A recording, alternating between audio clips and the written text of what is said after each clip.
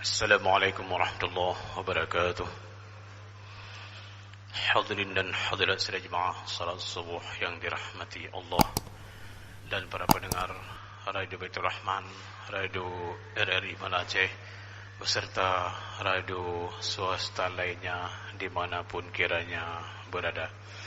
Setelah kita melaksanakan ibadah salat subuh sambil kita beriktikaf, marilah kita bersama-sama mengikuti lanjutan pemantapan pelajaran hadis yang insyaallah pada subuh yang berbahagia ini kembali akan disampaikan oleh Ustaz Dr. Kiai Haji Muharrir Asy'ari LCMAG.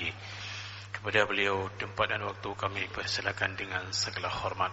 Sebelum dan sesudahnya marilah kita aturkan ribuan terima kasih. Wassalamualaikum warahmatullahi wabarakatuh.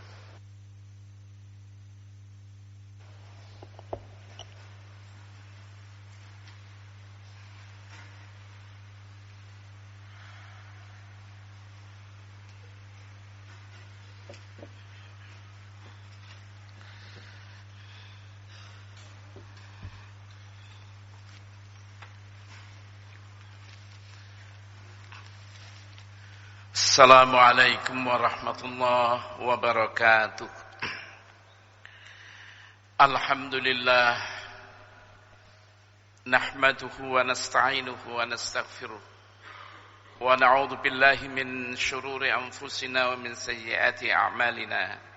May yahdihillahu fala mudilla lahu wa may yudlil fala hadiya lahu. Asyhadu an la ilaha illallah wahdahu la syarika lahu wa asyhadu anna Muhammadan abduhu wa rasuluh. Allahumma salli wa sallim ala Muhammad wa ala alihi wa sahbihi ajma'in. Amma ba'd. Bapak-bapak, ibu-ibu sidang jamaah salat subuh kaum muslimin dan para pendengar yang dimuliakan Allah.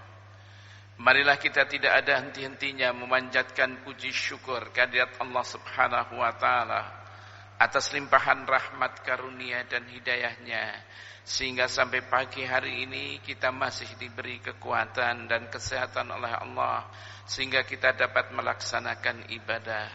Dengan iringan doa, mudah-mudahan ibadah kita diterima oleh Allah Subhanahu wa taala dan dicatat merupakan amal yang saleh insyaallah. Kita masih berada di dalam bab yang sama, yaitu tanggung jawab pendidik atau orang tua terhadap pendidikan sosial anak. Dan telah kita bicarakan tentang kewajiban terhadap kedua orang tuanya, kewajiban terhadap saudara tetangga, dan kewajiban terhadap tetangganya. Salah satu di antaranya sudah dijelaskan tentang tidak menyakiti tetangga, selalu melindungi tetangga, selalu kita berbuat baik terhadap tetangga dan ikut menanggung penderitaannya.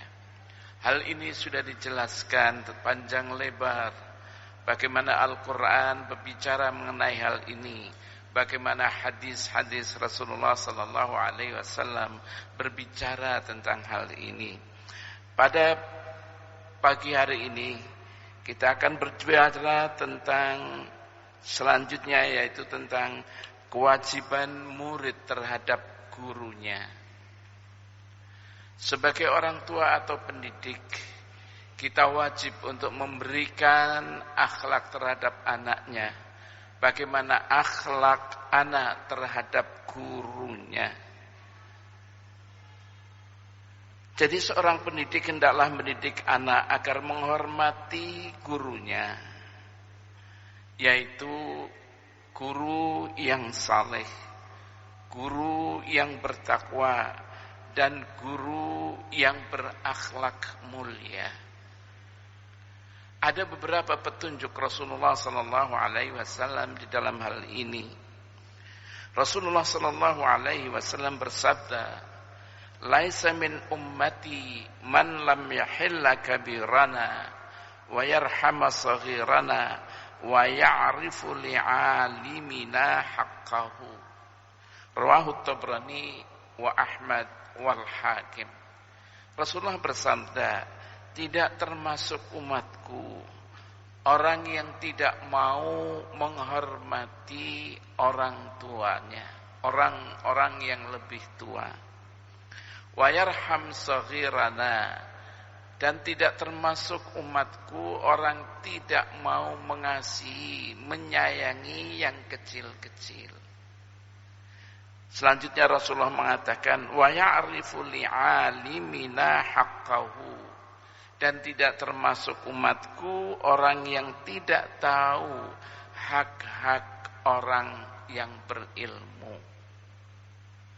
Disinilah Rasulullah memberikan arahan kepada kita bahwa kita hendaknya sebagai seseorang, apalagi seorang anak, tahu betul ini. Oh, itu orang dewasa, orang yang sudah tua, kita hormati. Oh, sebagai orang tua, anak-anak muda yang kecil-kecil kita sayangi, kita cintai. Dan seorang juga harus tahu apa hak-hak guru yang harus dilaksanakan oleh muridnya sebagai kewajiban. Kemudian dalam sebuah hadis lagi yang diriwayatkan oleh Imam At-Tabrani, ta'allamu al-ilma, belajarlah kalian tentang ilmu, wa ta'allamu lil alim as-sakinata wal aqar, dan belajarlah untuk orang yang mempunyai ilmu, belajar tentang ketenangan dan kehormatan. Wa tawadhu, Rasulullah mengatakan, rendah dirilah kamu liman ta'allamuna minhu, terhadap orang yang kamu belajar dengannya. Berendah hati dengan orang-orang yang mengajar kepada kita.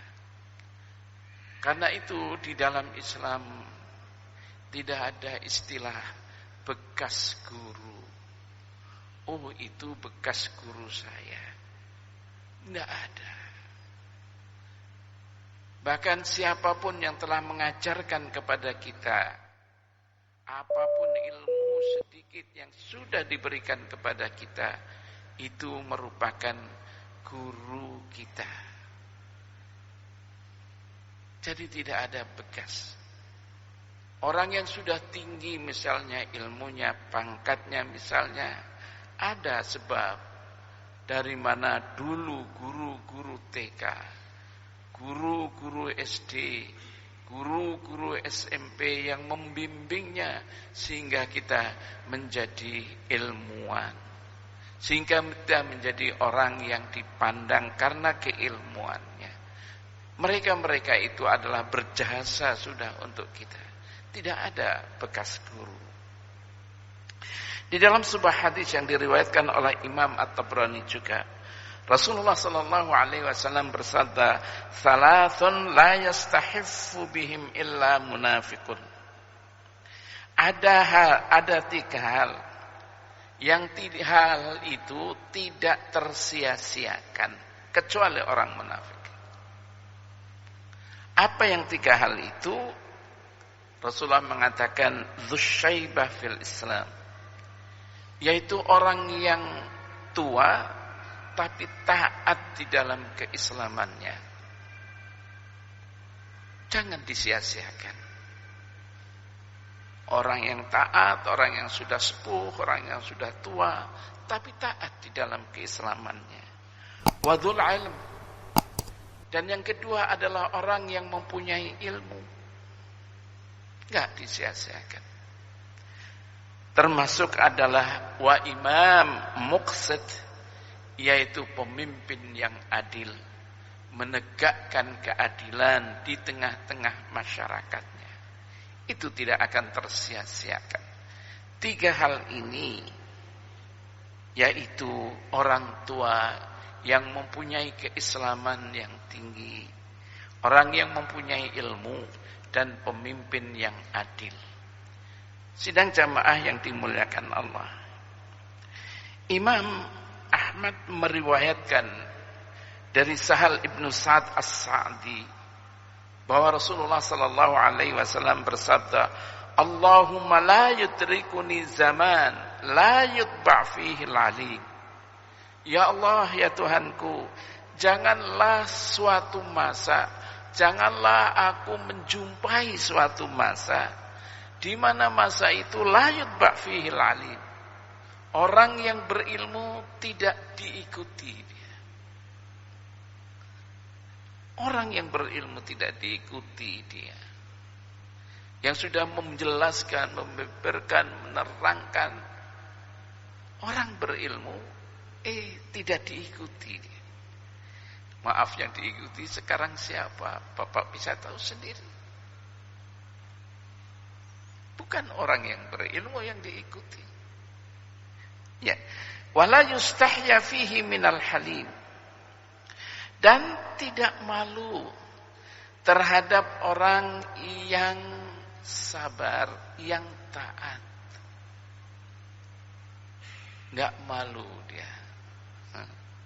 Malah dianggap orang yang taat itu orang yang tidak tahu diri. Enggak malu dia. Padahal seharusnya kita malu dengan orang yang taat, orang yang sabar, orang yang penuh pengertian. Seharusnya kita malu, tetapi sekarang tidak malu lagi itu. Orang yang taat, orang yang disiplin, orang yang memegang teguh baik-baik ajaran Islam, dikatakan orang itu tidak lumrah dia. Kemudian Rasulullah mengatakan qulubuhum qulubul ajim wa alsinatuhum alsinatul arab. Hati mereka adalah hati-hati orang ajami. Dan alsinatuhum, lisan-lisan mereka adalah lisan-lisan orang Arab. Rawahu Ahmad. Hadis diriwayatkan oleh Imam Ahmad. Bapak-bapak, ibu-ibu, dari hadis-hadis tersebut di atas dapat disimpulkan beberapa hal. Pertama, seorang pelajar, seorang murid hendaklah hormat kepada gurunya. Hormat kepada gurunya, mengikuti petunjuknya. Ibaratnya guru dengan murid adalah seperti pasien dengan dokter.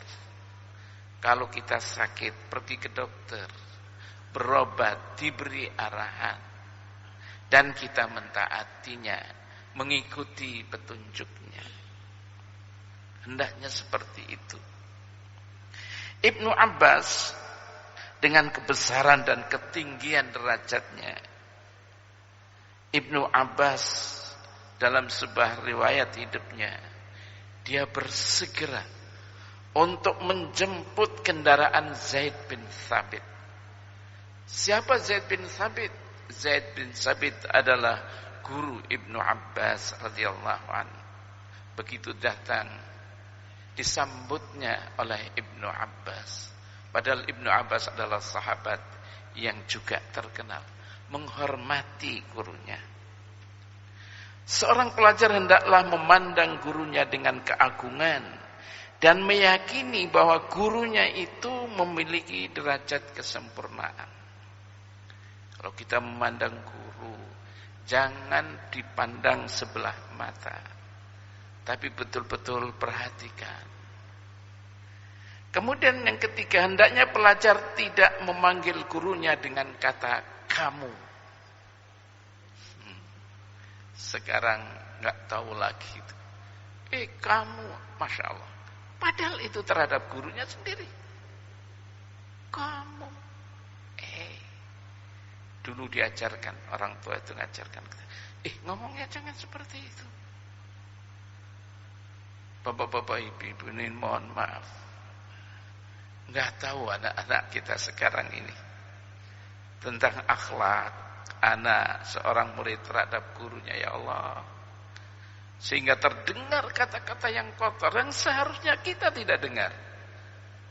Tapi anak begitu dengan kata-kata kotor keluar dari mulutnya di hadapan gurunya, terhadap gurunya.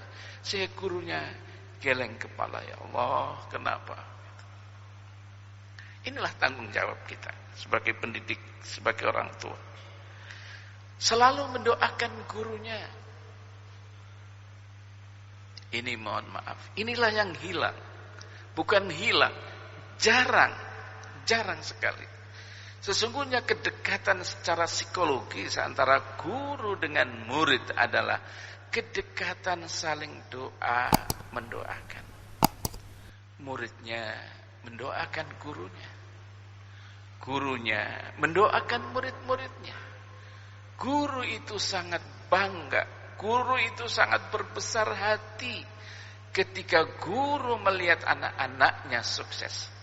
Ketika guru melihat anak-anaknya mempunyai kedudukan yang baik di tengah-tengah masyarakatnya. Guru sangat bangga, sangat respect. Itu murid saya. Apalagi seorang murid tahu gurunya datang.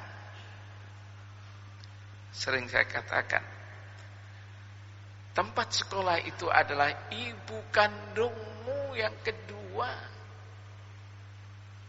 Boleh kamu pergi kemana-kemana, jangan lupa datang ke alma maternya, datang ke kampusnya, datang ke sekolahnya, datang ke gurunya yang sekarang mungkin masih ada di TK, masih ada SD. Assalamualaikum. Paling tidak ziarah saja. Di mana nak kamu sangat besar hati guru melihat murid-muridnya seperti itu. Yaitu tadi mendoakan gurunya. Sekarang yang ada mendemo, memaki, mendemo, ya Allah, ya. Inilah yang kadang kita. Kenapa? Ya. Seorang murid hendaknya duduk dengan sopan di depan gurunya. Jangankan duduk, kadang-kadang kita ditunjuk-tunjuk mata guru itu. Kadang-kadang diiming, ya Allah. Kadang-kadang diancam gurunya, awas. Duduk di hadapan gurunya dengan sopan. Bagaimana duduk? Kami ingat dulu. Ya, mungkin saya termasuk orang dulu juga. Diajar di sekolah. Bagaimana tata krama seorang anak terhadap orang tuanya. Seorang murid terhadap gurunya. Sebelum pulang, kalau libur, sebelum pulang ke daerahnya, sebelum pulang ke rumahnya, diajar. Didemonstrasikan bagaimana seorang pendidik itu menghormat. Nanti kalau kamu pulang kepada orang tua, bagaimana kita bersalaman, bagaimana kita duduk di hadapan orang tuanya. Sampai nasihat yang masih melekat dalam hati, yaitu janganlah kamu di rumah seperti tamu. Janganlah kamu di rumahmu sendiri, pulang nanti seperti tamu. Pakai sendal terus. Tapi kemana orang tua? Kalau dia petani pergi ke sawah, pergi bantu orang tuamu. Kalau dia itu adalah seorang penjual, pergi kamu ke kedainya. Seorang ibu, bantu ibu. Jangan seperti tamu. Di rumahnya sendiri sampai umur. Didik. Ya. Bapak-bapak, ibu-ibu, Ali bin Abi Thalib menjelaskan kewajiban murid terhadap gurunya. Ali bin Abi Thalib radhiyallahu anhu. Di antara kewajibanmu, kata Ali bin Abi Thalib, terhadap guru, hendaklah kamu mengucapkan salam kepada orang banyak secara umum dan kepada guru secara khusus. Assalamualaikum secara umum. Tapi ada gurunya. Assalamualaikum Pak. Oh, siapa kamu? Pak, saya dulu murid sini, Pak. Dulu saya mahasiswa di kampus ini. Oh iya, di mana kamu nak? Ya. Duduk di hadapannya. Duduk baik. Ya. Jangan menunjuk dengan kedua tangannya di depannya. Jangan bermain mata dengan teman-temannya. Guru sedang mengajarkan, dia bermain mata, jelalatan. Jangan mengucapkan kata-kata yang bertentangan dengan ucapannya. Jangan mencari-cari kesalahannya. Guru dicari-cari kesalahannya. Apabila tergelincir berbicara, maka hendaklah memaafkan dan memohon ampun kepada Allah untuknya. Ya mungkin guru juga ada emosi, ada kesalahan. Maafkan sebagai seorang murid. Mintakan ampun kepada Allah untuk guru itu. Ya. Kemudian janganlah membiarkan seseorang bersenang-senang duduk di tempat duduknya. Nah, ini siapa? Enggak tahu bedanya, ini tempatnya guru, ini tempatnya murid. Tempatnya guru, meja guru. Kadang-kadang kita dudukin. Dulu diajarkan kita ini. Tabu itu, jangan. Itu tempat siapa? Tempat ustaz. Tempat siapa? Tempat guru kita, jangan. Ali bin Abi Thalib mengatakan, jangan menarik-narik bajunya. Bajunya ditarik-tarik. Jangan memaksanya apabila ia malas. Mungkin lelah dia. Tunggu sampai dia itu punya aktif lagi. Jangan jemu mengikutinya lantaran waktunya yang telah lama. Guru banyak sekali bicara, kadang-kadang malas. Jangan. Karena guru itu adalah ibarat lebah atau tawon. Ya, yang engkau nantikan kapan ia menjatuhkan sesuatu kepadamu. Lebah itu kan memberikan manfaat kepada kita. Sehingga dia nanti memberikan kepada kita madu atau al-asal yang bermanfaat untuk kesehatan dan kehidupan kita. Jangan. Ya. Bapak-bapak, ibu-ibu, dan masih banyak lagi bagaimana riwayat hidup para salaf saleh menghormati guru-gurunya. Kami kadang-kadang katakan, jangan berbuat kasar. Salah satu di antara penyebab ilmu kamu bermanfaat adalah hormat kepada gurumu. Gurumu mendoakan kamu, sehingga ilmu yang kamu peroleh adalah menjadi ilmu yang bermanfaat untukmu, untuk keluargamu, untuk masyarakat kamu. Nah, Jangan kamu berbuat tidak sopan terhadap guru kamu. Namun demikian, bapak-bapak, ibu-ibu, para pendidik yang dirahmati Allah, jangan lupa mendudukkan peran kita sebagai pendidik, peran kita sebagai guru di tengah-tengah kehidupan keluarga dan masyarakatnya, yaitu peran sebagai orang tua. Anak-anak didik kita adalah anak-anak kita sendiri. Anak-anak kita sendiri yang harus kita bimbing, kita arahkan, kita rawat. Dan juga peran kita memberikan keteladanan. Nah, ini dia, Pak. Guru bagaimana memberikan keteladanan kepada murid-muridnya. Sangat ironis kalau saya lihat. Anak-anak didik disuruh, ayo pergi kamu sholat jamaah, pergi sholat jamaah. Gurunya merokok.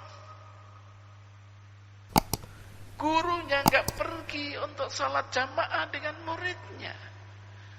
Bagaimana murid itu mau mentaatinya? Karena gurunya tidak mencerminkan keteladanan di hadapan mereka. Keteladanan guru. Kedisiplinnya, bagaimana amanat, bagaimana membimbing, gimana. Ya.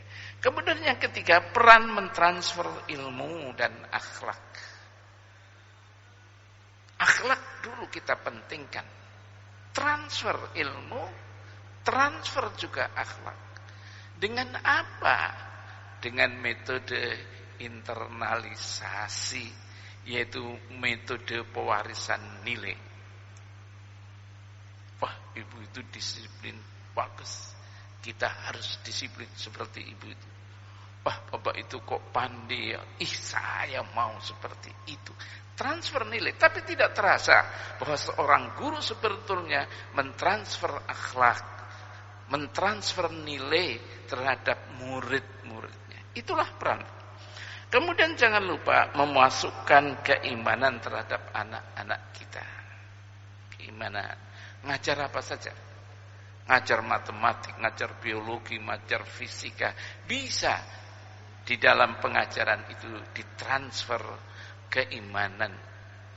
Kemudian yang kelima adalah jangan lupa peran orang tua, peran guru sebagai motivator agar anak dapat meraih kesuksesan di dalam hidupnya.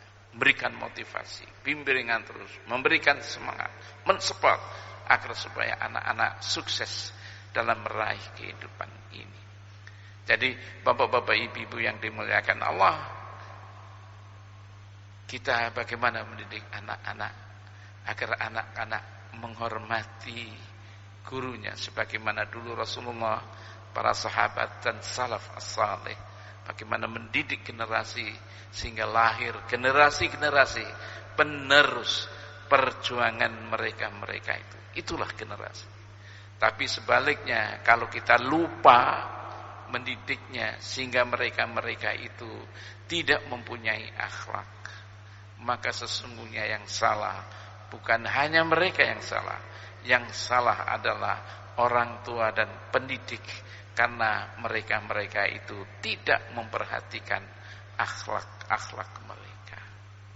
Untuk ini mudah-mudahan anak-anak kita menjadi anak-anak yang saleh, mempunyai akhlak yang baik, hormat terhadap guru-gurunya.